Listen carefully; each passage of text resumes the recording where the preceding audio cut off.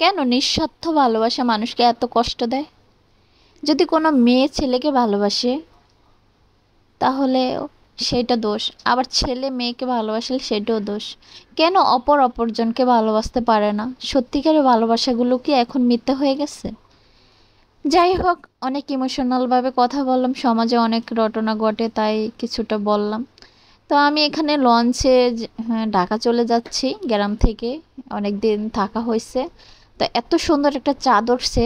চাঁদটা দেখে আমি মানে কি বলবো, আমার এত ভালো লাগছিল। আর এই লঞ্চটা অনেক বড়, ময়ূর 10।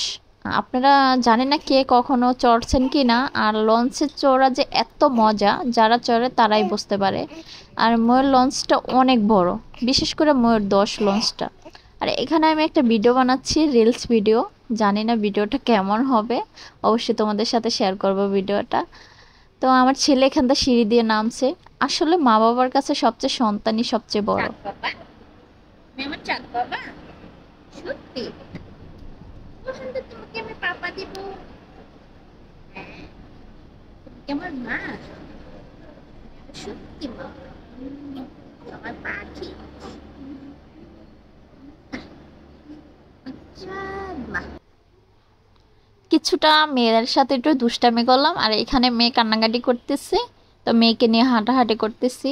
আর লঞ্চটা এত সুন্দর ছিল, কোনো মানুষ ছিল না, মানে কোনো লোকই ছিল না। কারণ আমরা যখন ফেরিঘাট থেকে উঠি তখন লোক অনেক কম ছিল। তখন এই জন্য আমি এখানে সিঁড়ি দিয়ে নেমে ভাবছি কেবিনে চলে যাব। তো কি করব, এত সুন্দর ওয়েদার রেখে তো যাচ্ছি না, তা আবার 4টার দিকে তাকিয়েছি, ভাবতেছি যে সারা জীবন যদি এভাবে থেকে যেতে পারতাম। মেয়েকে তো কান্না থামাইতেই পারতাছি না, বাইরে দাঁড়িয়ে আছে এভাবে। যাই হোক, এই ভিডিওটা কেমন হয়েছে আমি জানি না, যতটুকু পারছি তোমাদের সাথে শেয়ার করছি।